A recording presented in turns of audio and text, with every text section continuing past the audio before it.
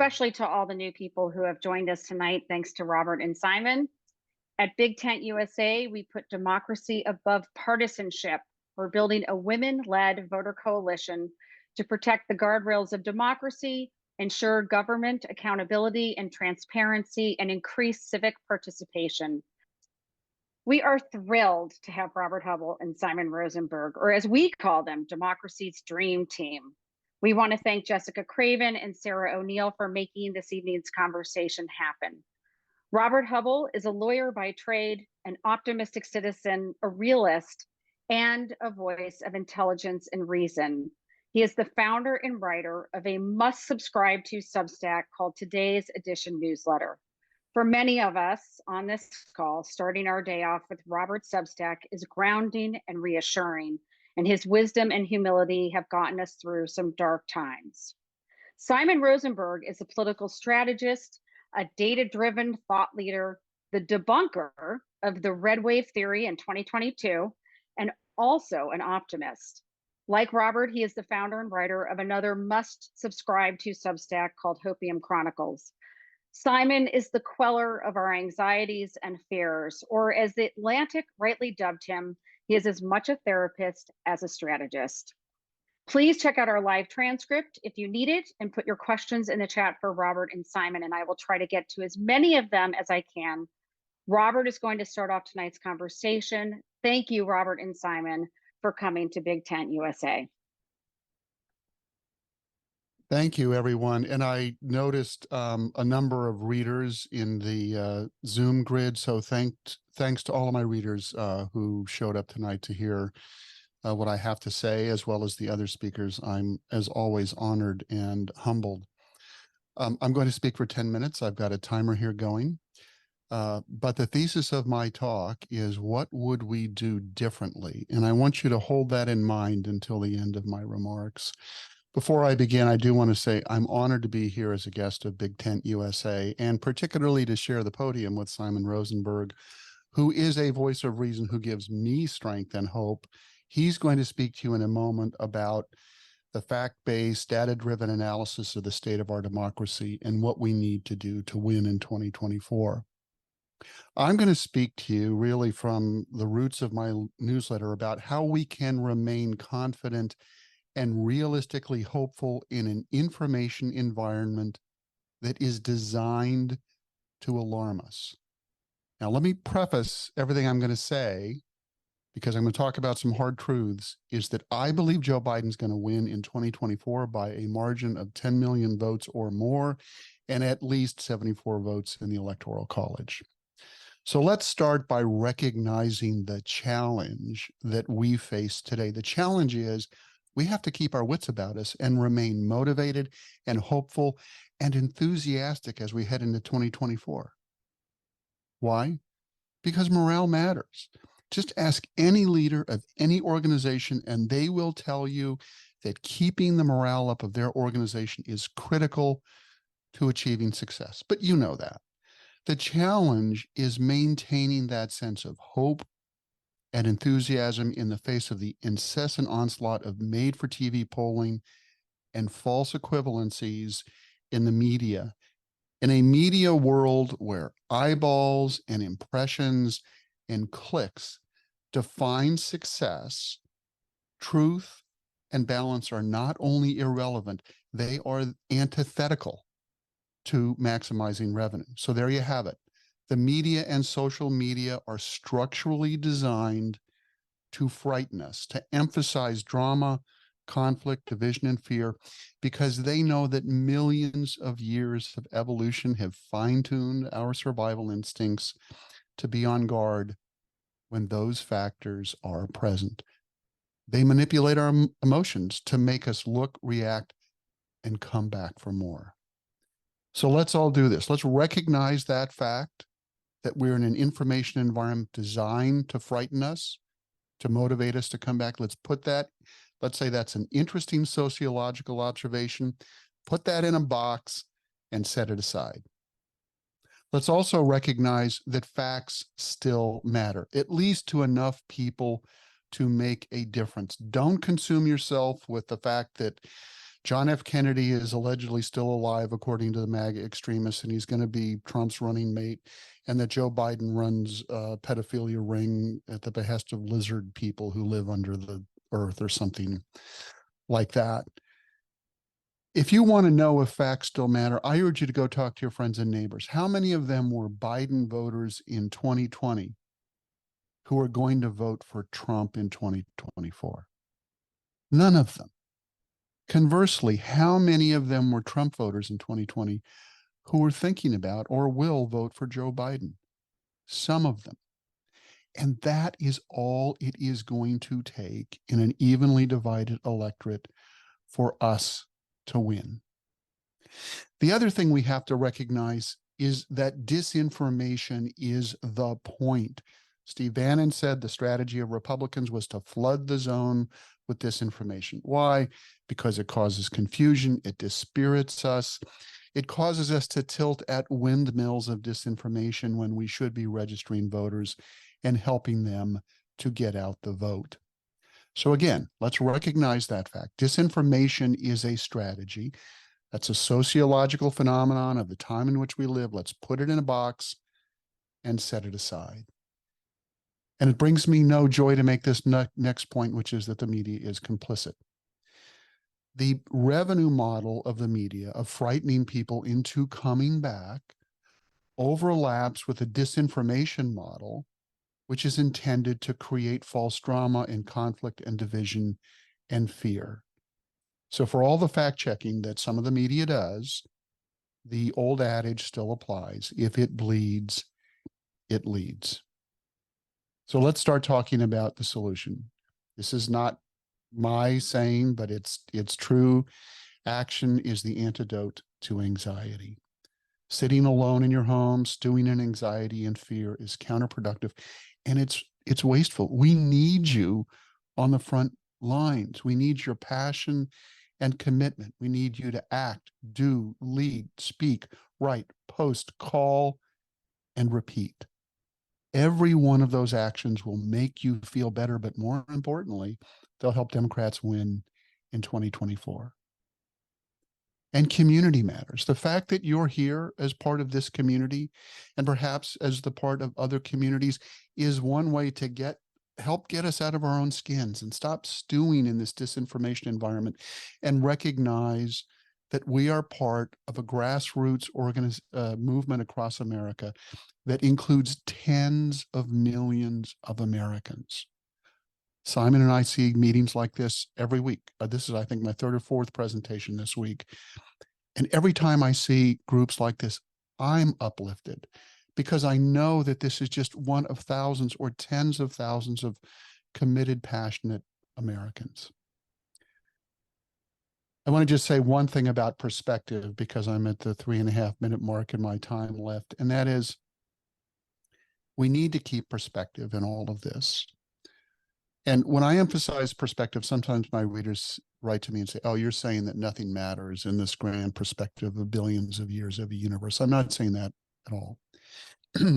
What I'm saying is that it's difficult for us to properly understand the scale and relative seriousness of our challenges today unless we put them in perspective. We have survived Civil War and World War. We've survived shameful periods of enslavement and Jim Crow laws. We survived 2 decades where the wealthy elite flirted with Adolf Hitler, where tens of thousands of Ku Klux Klansmen walked down Pennsylvania Avenue. We survived that and more. And we're going to survive Trump and MAGA extremism. So let me get to my point. I asked you, what would we do differently?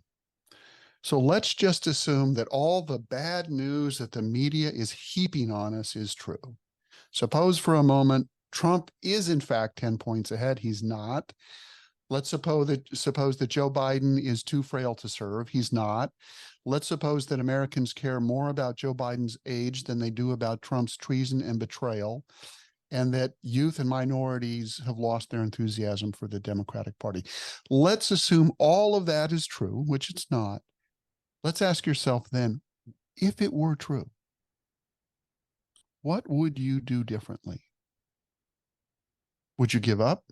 Would you curl into a ball and pull the covers over your head and just say, oh my God, it's horrible and it's over? Absolutely not. None of us would give up on the greatest experiment in the history in democracy in the history of the world. If all of that were true, we would continue to do what we're doing, but we would do more of it. We would do more organizing and donating and defending democracy with every ounce of effort that we can muster. And heaven forbid that Donald Trump wins. Many pundits tell us that if that happens, our democracy is over. It's not if I have anything to say about it. And the question is, what will you do? Would you give up on our democracy? I wouldn't. And I hope you wouldn't either. So take that worst case scenario and say, even if that happened, we wouldn't do anything differently. So here's my point. Since all the bad news and the disinformation and the ultimate catastrophe wouldn't change anything about what you're doing, then let's focus on what we're doing and try to set aside that noise, that disinformation that is designed to manipulate us and confuse us and dispirit us, and focus on action, which is what you're doing, which is why I feel better about our prospects in 2023 and 2024. And as I have frequently said in my newsletter, we have every reason to be hopeful, but no reason to be complacent. My time's up. Thank you very much, and I look forward to your questions. Well done. Wow, Robert. I think you came in under 10 minutes. All right, I'm going to turn it over to Simon now, and then we'll get into the Q&A. Thank you so much. Thank you so much, Kitty. Robert's a hard act to follow, but I'll do my best. It's really great to be here with him, with all of you. And I just want to start by saying thank you to everybody who's here tonight and all the work that you do.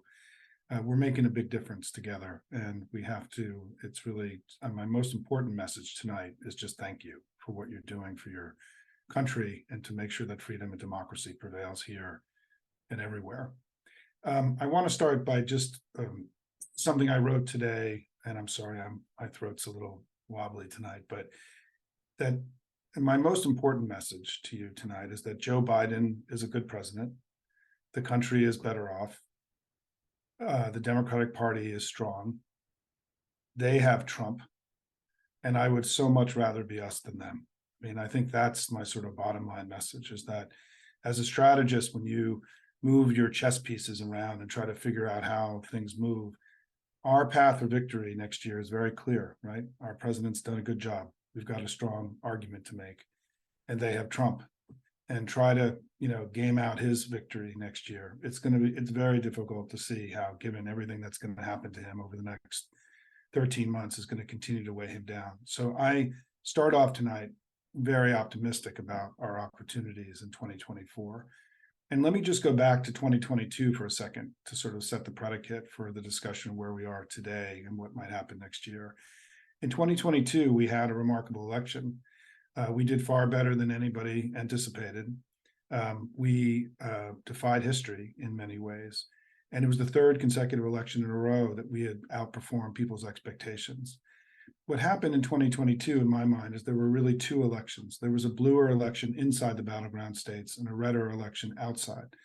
Inside the battleground, because of all of you and the money that you raised and the volunteers, the things that you did to write postcards and text and call and canvas, we actually outperformed 2020 in 7 of the major battleground states and sort of the expanded battleground. In Arizona, Colorado, Georgia, Minnesota, Michigan, New Hampshire, and Pennsylvania, we actually did better than 2020. So a big chunk of the country actually moved towards us in 2022, meaning that those states and the battleground in general has gotten harder for the Republicans. The hill is harder to climb because it's the third consecutive election now where we've litigated MAGA and the Democrats, and we've come out on top. But I think the scale of the victory in some ways has been masked over the last year. We got to 59% in Colorado, 57% in Pennsylvania, 55% in Michigan, 54% in New Hampshire. I mean, these would have been amazing results in a good year, in a blue wave year. And in a year that was supposed to be bad for us, we really pushed our performance to the upper end of what was possible. In the early vote, which is where there was evidence of the grassroots muscle that we all have, we were able to make the early vote was better for us in 2022 than 2018 and 2020, two elections where we did much better. So the performance of the Democratic Party in these battleground states was extraordinary. And it's because the money that our candidates had, we outraised the Republicans by 4, 5, 6 to 1 in most of these major races. We had the biggest campaigns we've ever had, the biggest grassroots operations. And so all the work you did fit into the biggest campaigns we've ever had. We're able to control the information environment, something Robert talks about, and then push our performance to the upper end of what was possible. This all happened after Dobbs, obviously. A combination of Dobbs and the January 6th committee and the Uvalde shooting created this spring of 2022 that pushed us, that gave us this huge opportunity that we had. But outside the battleground, we fell back in New York and California and Florida and Texas. And it's a reminder, it's an admonition that they're still louder than we are. They still have a much greater capacity to control the information environment every day and to push the media, as Robert talked about, into places like the red wave that they shouldn't go to. And it's why we have to both, as we go forward, be focused on all this campaign work that we do, the money and the volunteerism, but we also have to get louder. And I tell this story that, when I worked in the war room 31 years ago, it's hard to believe it was that long ago. We think in our mind's eye of the war room as like 20 sweaty kids drinking Red Bulls, producing TikTok videos. But we need to think of the war room now as 2 to 3 million proud patriots who love their country, who are spreading positive messages about the Democratic Party and Joe Biden and America to counter this right-wing noise machine and all the negative sentiment that they pump into our discourse every day. And I can talk in the Q&A a little bit more about that. But I think what's really important, the most important thing that I can share with you tonight is that this heightened performance that we saw in 2022 has carried over to 2023. We now know from the Daily Kos's tracker of special elections that in 27 special elections all over the country, we've outperformed our 2020 numbers by 7.6%, almost 8 points. That's an extraordinary thing, right? And remember, we won 2020 by 4.5 points, and we're running in race after race all across the country. We're running almost 8 points ahead of that. It's an amazing achievement. 538 just published a bigger analysis with more races, showing that we're averaging 10 points in these races above the partisan lean of the district. So high single digits by two different measures in races all over the country. And many of you who worked in Wisconsin know that we won that Wisconsin Supreme Court seat by 11 points. We just got to 57 in Ohio. We took away Colorado Springs and Jacksonville, two of the largest Republican-held cities in the country this year. This has been an extraordinary year. And so even though some of the national polling, which I think is really struggling to capture the dynamic in an election where some states are moving blue and other states are moving red, national polling doesn't do a good job at capturing that because it just can't get to that level of granular accuracy. The measures that Tom Bonnier and I sort of developed during 2022 to sort of understand where we were are all pointing in the right direction for us. I would so much rather be us than them. This is not predictive about what's going to happen next year. A million things could happen between now, but my God, you would much rather be winning special elections all across the country by 8 points than losing by 8 points, right? And so we have a lot of reason to be very optimistic about where we are. We were able to do well in 2022 with Joe Biden, at about 42% approval. It's about where he is now. And even though, the national polls, we had that crazy Washington Post ABC poll today, one of the most important weekly tracks that comes out every week, The Economist, YouGov, one of the highest quality, biggest large sample polls, had Biden up 5 points today. And we also know that last week, CNN released the largest sample poll of New Hampshire done so far. And in that poll, Biden was up 12 points over Trump. So there is a lot of data that's available to us that is not the Washington Post ABC poll that suggests that we're doing really well and we're kicking ass. And the reason, in my view, that this is happening is because of all of you and the grassroots groups, this grassroots uprising that has taken place all across the country, or regular folks, right, have decided they're not going to let their democracy slip away. and you're now spending 5-10 hours a week, whatever it is, doing something, right? Helping in Virginia, helping in Ohio, whatever it is, you just have to, as Robert said, we just have to keep doing more of it. Because I think that this activity that we're generating is showing up in actual campaigns. We can measure all this stuff.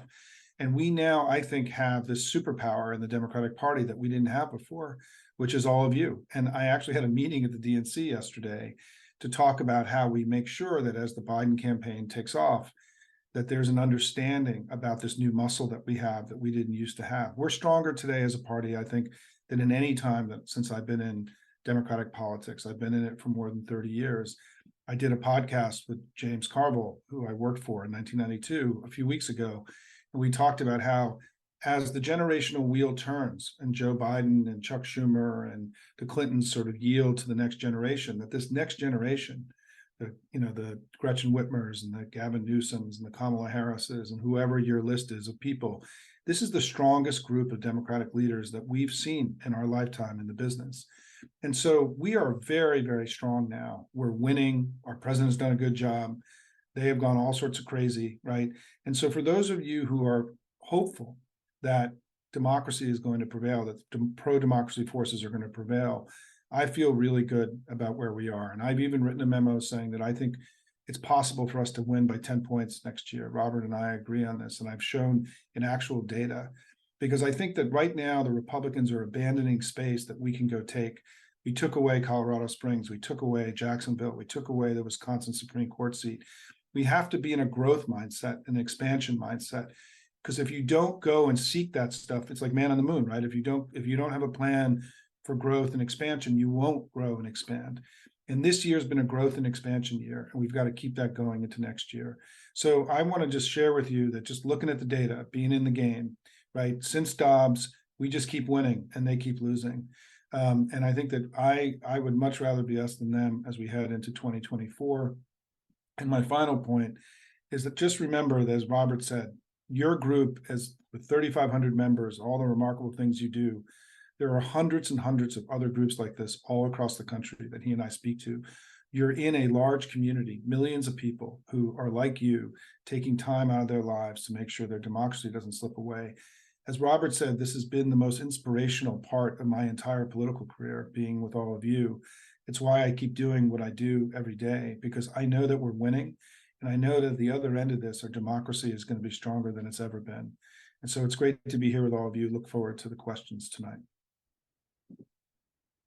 Thank you so much, Simon and Robert. Okay, so let's get into it. I just want to say that the chat is all, there's so many comments about how both your Substacks are, you know, a daily ritual and very important to everybody. So can you guys just, before we get into all the political stuff, just give us 2 minutes of why you started your Substacks. Robert, I'm going to let you go first. I have 3 adult daughters. I assured them before Trump was elected that he would not be elected, that the adults in the room would prevent that from happening. When he was elected, my daughters were devastated, and I'll spare you the details, but as a way for my wife and I to uplift and support our daughters, I started writing an email to them every night. After a couple of months, I put today's edition in the email that went to 5 family members. February 2017, it was shared with 3 non-family members, and it just grew from there. It got up to about 20,000 subscribers on Constant Contact. So I was sending a free newsletter for which I was paying thousands of dollars a month. So I went over onto Substack, frankly, because Heather Cox Richardson was there, for no other reason. I knew it. My readers knew it. So I went over there, and it has grown. I never intended for it to get bigger or to be a force, but because it has, I now realize I have some duty to make it be a force for good. For example, helping to promote BigTent USA. So that's why I'm here. You are a force for good. Simon. He is. I've been in Democratic politics since, I started really in the 1980s, but I went full-time in 1992 with Clinton. And I ran my own think tank for 27 years. I was a political organization, a think tank called NDN, and it was originally Clinton actually helped me get it off the ground in 1996. And originally we supported Clinton-style Democrats, modern on social issues and modern on economic issues, and we helped a lot of people get elected all over the country for a long time. But and then we became a think tank in 2005. So my audience for my work has been a couple hundred people basically in Washington. It's like a private think tank for the Democratic Party. We did strategy around three big issues, around three big changes around globalization, changes in demography, changes in media, and we helped Democratic politicians understand them and then win in these changing environments. But I think over the last few years that that NDN, which was a C3, C4, it was no longer fitting for what I needed to do. I needed to be more aggressive, more partisan, frankly, more engaged with all of you. And I'll just finish quickly, is that in 2022, last year, when my analysis about the election kind of went viral, I had 100 million Twitter views in the last 3 weeks of the election in 2022.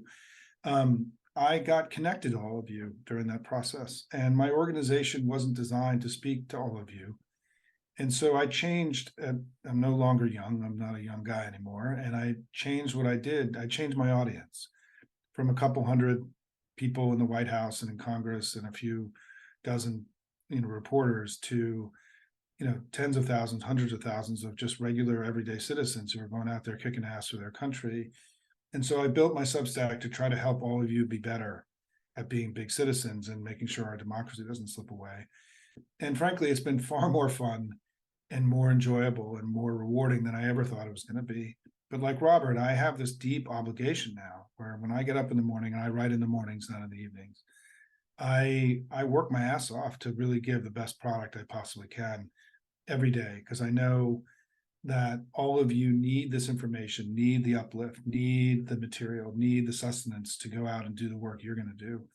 And so it's a great question. I haven't really been asked about this very much, and also Substack is a very powerful platform and easy to use. And so it's been very rewarding because of the engagement I've had with everybody out there all across the country. I agree. I've subscribed to both your newsletters. I pay for them because I really appreciate the amount of work and effort that you put into them.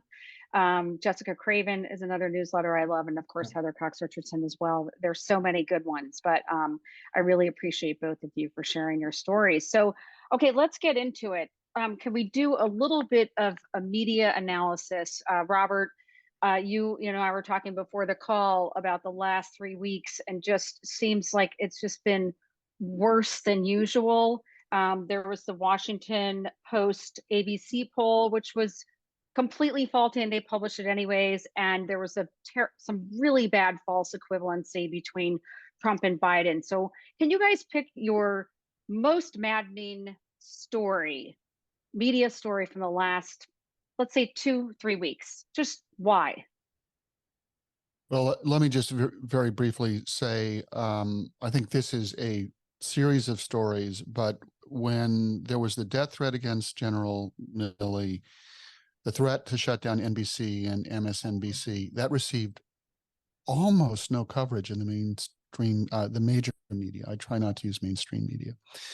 And I think that exemplifies the false equivalency that the corporate owners of major media outlets have forced on their outlets. Unfortunately, they've fallen in an unfair comparative. And that is, on the one hand, you have someone who's plotted and attempted a coup, someone who's stolen defense secrets, someone who attempted to overturn elections, who's been indicted 4 times, who's been found guilty in a civil trial of serial or sexual abuse.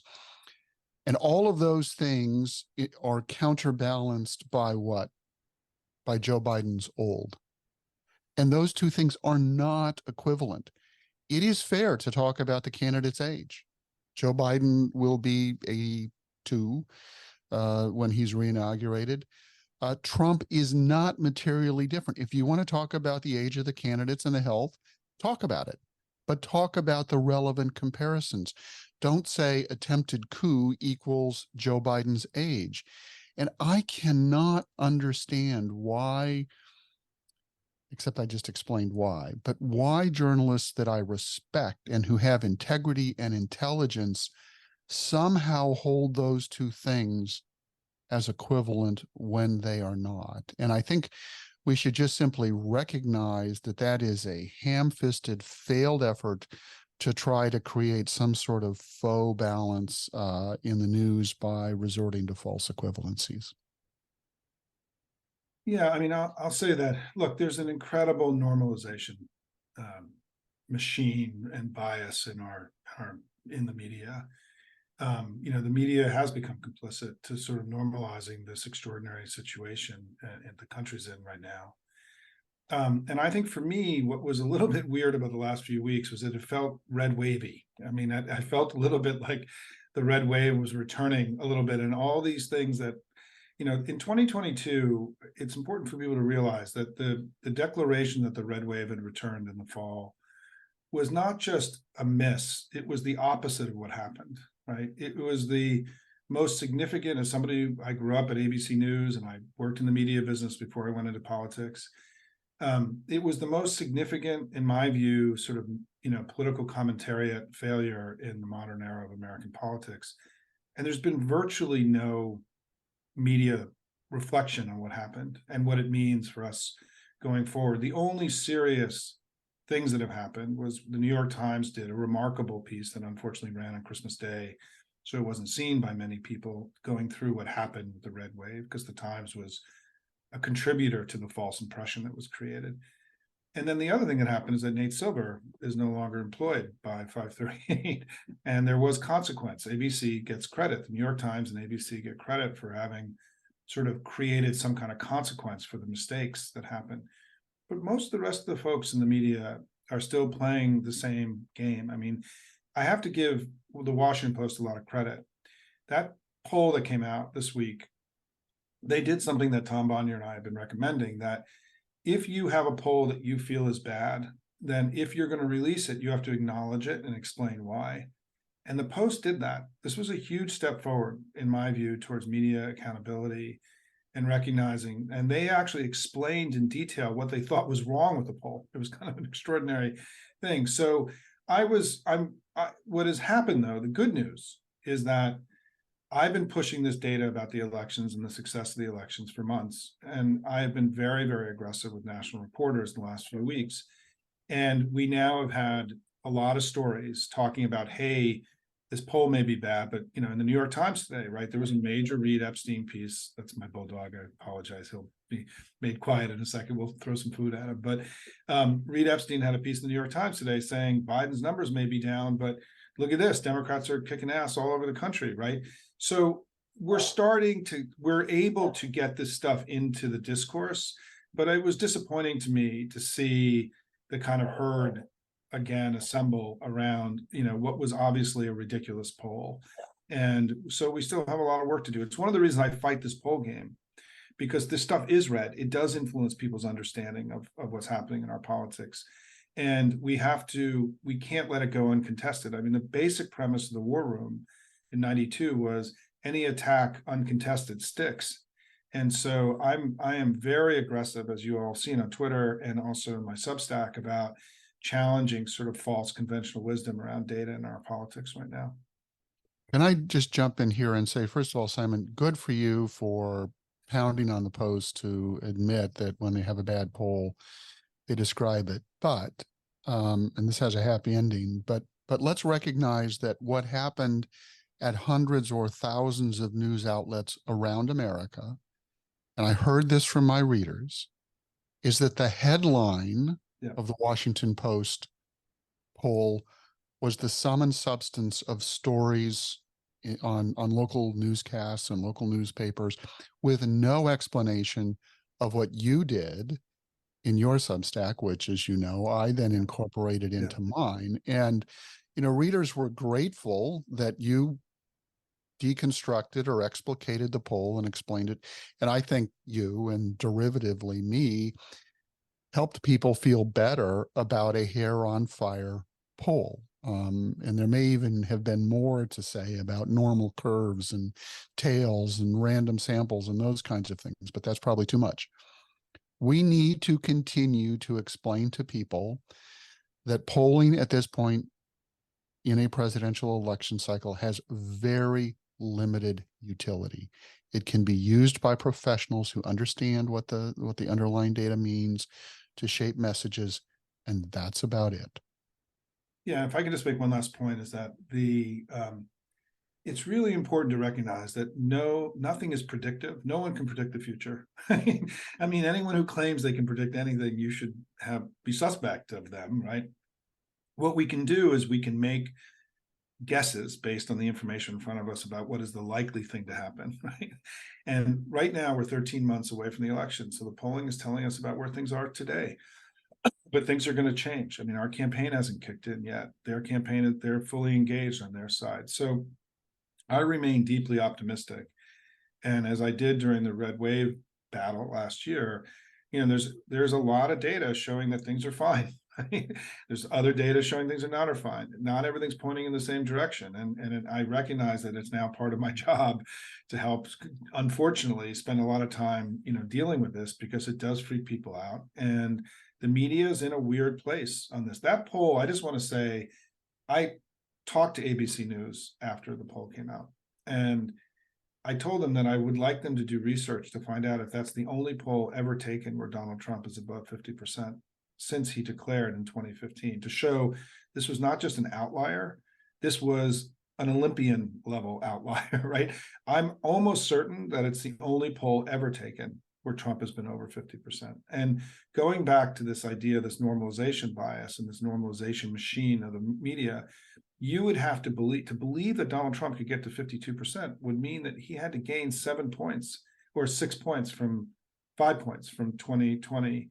And that's not possible. It's not possible. It was implausible. The data was implausible. They shouldn't have published it. And it was a huge error, but at least we did get that Washington Post correction. It was a step forward. There's some folks in the chat who would like you guys to write an op-ed about polls.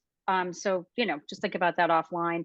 And very quickly, does it help if people like me and everyone on this call writes to the journalist or to the paper? Does that make a difference? Or should we put our energies into getting out in the vote in Virginia, which I want to go to next? Yeah, I'll just start, Robert, is that, look, as he said, and he did a great job of this, we can't get distracted, right? I mean, there's so much stuff and noise in the system every day. I mean, I joke that I don't ever want to see another picture of Marjorie Taylor Greene the rest of my life, right? We already know who she is. It doesn't help. And I think we dwell too much in the areas of concern. And what I say to my community is that 2/3 of our communication together should be positive and celebratory of our successes and about America, and 1/3 should be about them. We spend too much time talking about them. We have to spend more time talking about us, and we have to tell our story, and do our work. And I think we collectively, it's like it's like rubbernecking in an accident on a highway. We spend too much time looking at the crashed car when we should be, doing the work in Virginia and other places. And so I think the other thing is that I will be providing, and Robert's been helping with this, is that I provide, the alternative data that we just need to be spreading through our networks to show that there isn't a trend in one direction, that in fact, the truth is, if you look at all the political data right now, it's remarkably, unbelievably positive for us. And so I think we are exactly where we need to be in terms of what, winning this election by a large margin next year. And I recognize that's not what you're hearing, but we have, this is a thing where now I think the DNC and the Biden campaign, who are loath to get involved in this stuff, are becoming aware that they're going to need to sort of help all of us navigate this, because it creates a false impression, and we can't let it. We have to contest it more aggressively. Let me just add a 10-second gloss. If you want to write something, write a letter to the editor of a local newspaper. They are desperate for content and reader engagement. They will publish well-written, rational, reasonable letters, and you will influence people at that level. Great. Thank you so much. Okay, let's turn to Virginia. This this obviously, this is a big election in Virginia. They elect their entire Senate and their House of Delegates and a bunch of local elections. Big Ten has been lucky enough to have two great organizations come, the Center for Common Ground and We the People for Education. So you've got 5 minutes, guys. So give me the sense of where we're at in Virginia and what we need to do to make sure that democracy wins and women win in November. You want to take this? I'm going to defer Okay. to you, Simon. You're the political I'm consultant. I'm the political nerd. So the good news is today there was a poll that came out from a college in Virginia that showed us up 40-37 in the raw vote, for the legislature. I think that's great. That's where, I think that's, if that happens, we probably flip the House and we keep the Senate, right? So I think that's encouraging. But it was only 77% of the voters had made up their mind. And so this thing is very soft. It is very early. I mean, the early vote is very early in Virginia, right? And one of the things I just want to say to everybody is that something has happened in recent years with the early vote that is very important for us to understand. And I have this theory of the case where I argue that we need now to be voting on day one and have a vote on day one mentality in every election. And the reason why is that if you're in a campaign, when somebody votes, you get every night from the registrar, you get the list of everybody who voted that day, not how they voted, but that they voted. And then you take those people off the GOTV rolls. And so then you don't call them, you don't text them, you don't use money and energy to go to them. And the faster that our prime voters vote in an early vote, the quicker we get to use our machinery to go reach lower propensity voters. And so voting early actually increases overall Democratic turnout or voting on day one. And part of what's happening now is that if you're going to we have to start having a mindset as Democrats that we can win elections in the first week, not on the final day. It's part of what happened in 2022. We won some of those states in the first week of the early vote, not in the final day.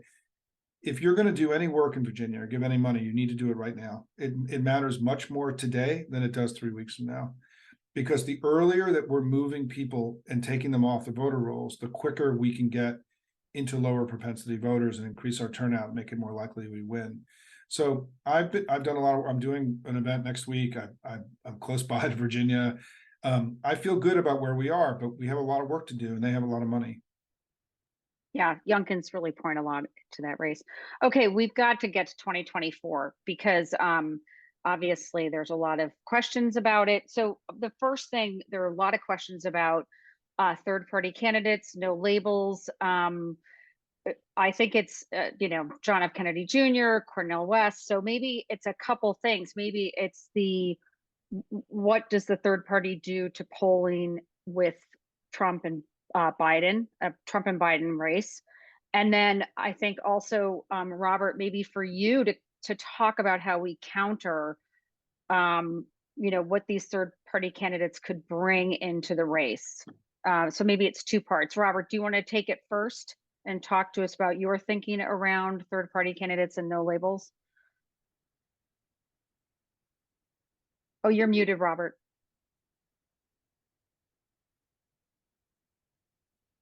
Third-party candidates in general, and no labels in particular. I am, like everyone else, worried about this.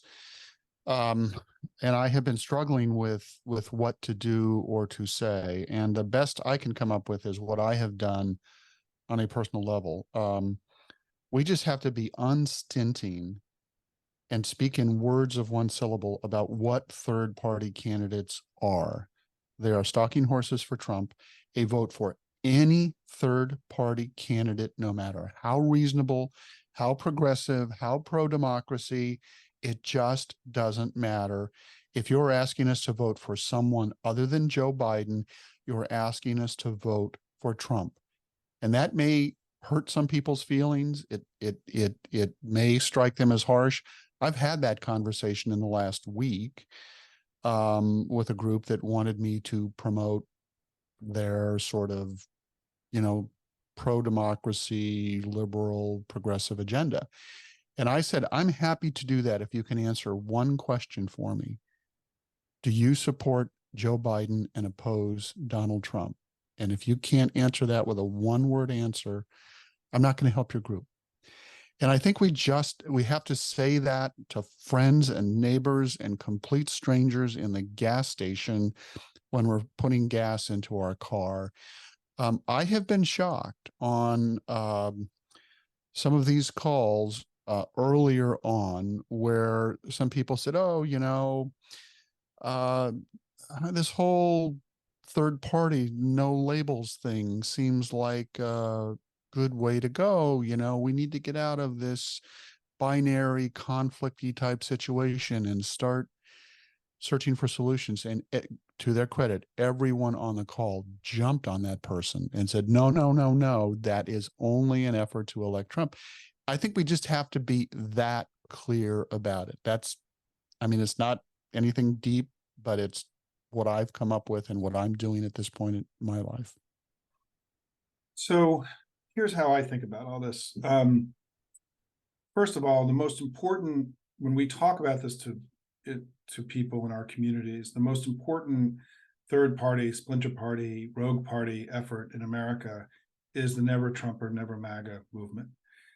It has had an enormous impact on our politics. What Liz Cheney did last election cycle, and Bill Kristol and the Bulwark and Lincoln Project and all the very courageous former Republicans who've stayed in politics and are encouraging other Republicans not to vote Republican. This stuff has had it made a huge impact in 2022. I mean, we know this because it not only at a national level, but in states like Michigan and Arizona and in Nevada and in Colorado, there were huge local elected Republicans who split from the party and went over to the Democrats. And so it's important to recognize that there is a very powerful, influential, successful third party, rogue party, splinter movement in America, and they're aligned with us. And it's really important to say that, and they're helping us win, and they deserve a lot of credit for what they've done. I've become very good friends with Bill Kristol. I never thought in my life I would. And I tell, whenever I'm with them, any of them, I tell them how grateful I am at their courage for having challenged their own party. I couldn't imagine doing that inside the Democratic Party. The second thing is, at a tactical level, I think we have to be better at making these movements, the third party stuff, small and inconsequential as opposed to big. We can't give them power they don't have. And I think that by us spending so much time talking about them, by making them feel powerful and arguing that they are powerful, we're giving them power that they actually don't have themselves. And my just general recommendation would be is we should stop spending time worrying about them, because the solution is we have to build up Joe Biden. The answer to all of this is that the only thing you can really do is just keep building up Joe Biden, as a way of making it harder and harder for them to have a possibility of making an impact. But when we do talk about them, we have to be, as Robert said, unrelenting. And I will just tell you, I know a lot of the no labels people. I've worked with them in my career. And what's been shocking to me is how much No Labels is built upon a mountain of lies. I mean, just bald-faced, unbelievable, rancid lies. And these are once serious people who are saying things like, well, the Democrats and the Republicans are the same. That's at the core of the No Labels, charter or whatever that thing is they put out. And I didn't even read anything after that, right? It was in the first paragraph, because the whole thing is based. And so we have to be, I think it's really important in our business in general, as Robert often talks about, to not let worry and concern overwhelm us. And the answer to all of this is we have to build up Joe Biden and the Democrats. And that's the most constructive work we can do. I want to say one other thing about Virginia. I often don't use this term, but the thing I'm worried about, I don't like to say worried or concerned, is I'm worried that Youngkin becomes VP, not that he runs and replaces Trump. If Youngkin has a big election in Virginia, Joe, if you think about Trump, right, who does he pick for VP? Who helps him? To me, there's only one person who helps him. It's Youngkin after he wins Virginia, because he becomes a way station for moderate Republicans to stay with the ticket. He becomes the guy that all the big donors can trust if they give their money. And so, we have to remove that as a possibility by winning in Virginia. I think it's really, really critical. I think that Youngkin victorious becomes very dangerous for us in 2024, because he can help. Trump understands. If you look at what they're doing by going to Michigan, they understand they have to grow. They're losing. They know they're losing. They know they've lost votes. They're trying to grow their coalition. Youngkin is the only person, in my view, that would be successful at potentially creating a way station for wandering Republicans to stay with the ticket. And so this is another reason why Virginia really matters so much. That's I, such I'm a good not a point. I'm not a political analyst, but let me just say counterintuitively that anyone that Trump should pick for rational reasons because it would help him, he won't pick for exactly that reason. He does not want to be in a situation where he's dependent or beholden to anyone. I assume he will pick some nobody who he can ramrod over like he did with Mike Pence. Yeah, but I think the point is really important because when Andrea Miller from Center for Common Ground came to Big Tent this week, she said the thing about him is when he doesn't want to answer a question, he won't. So he's not committed to. He said he would sign a 15-week abortion ban, but when asked about a 6, he just doesn't talk about it. Just moves on. So he's dangerous in that way.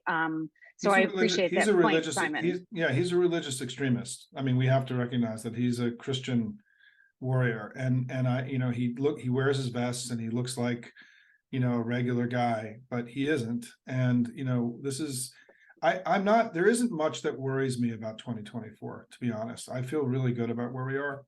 Youngkin worries me, and we need to get this done in Virginia in the next 6 weeks.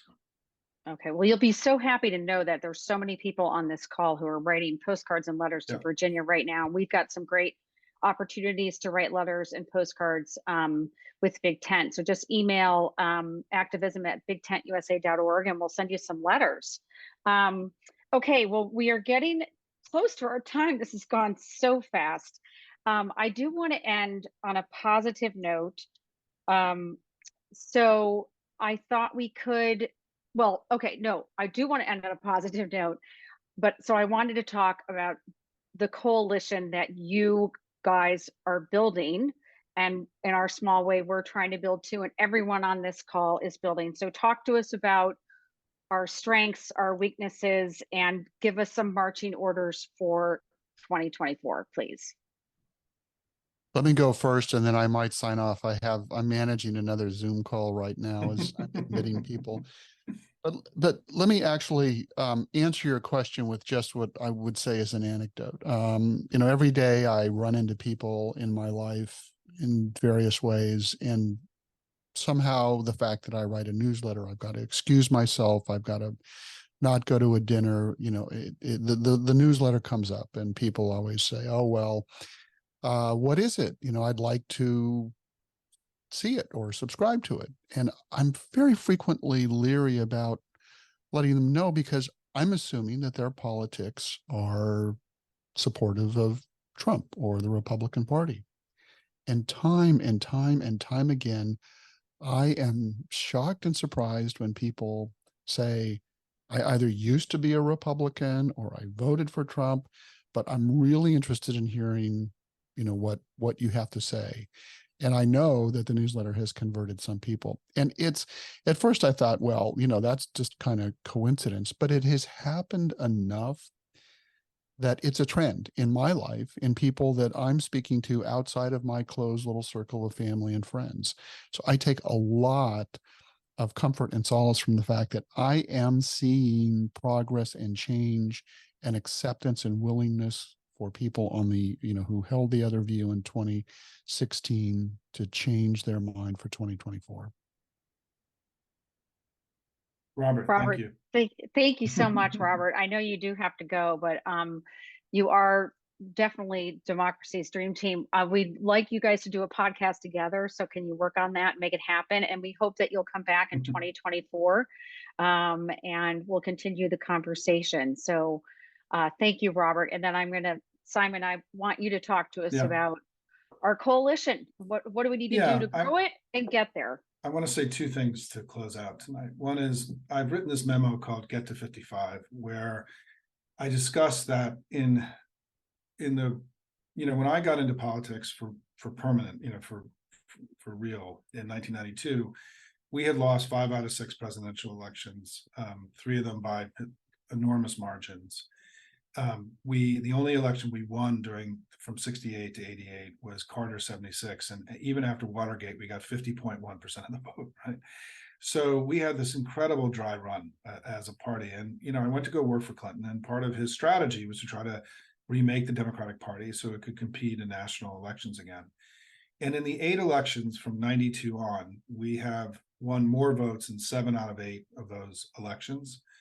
No other American political party has done that in our history. And I know that 2 of those elections we didn't win, but in terms of where we are with the public in the United States, I mean, if there is a majority party in America, it's us, and it's a center-left country. It's not a center-right country. But importantly, in the first 4 elections of that 8 election run, we averaged 47% of the vote. So we were still struggling to become a majority party. And then I and a bunch of other folks in about 20 years ago identified 2 important new demographic opportunities for the Democratic Party: Hispanics and millennials, who are starting to flood into our electorate in larger and larger numbers. And we created strategies for how to reach out to both groups, and with the idea of expanding our coalition. And in the 4 elections since those first 4 elections, we've averaged 51% of the vote. We've grown from 47 to 51.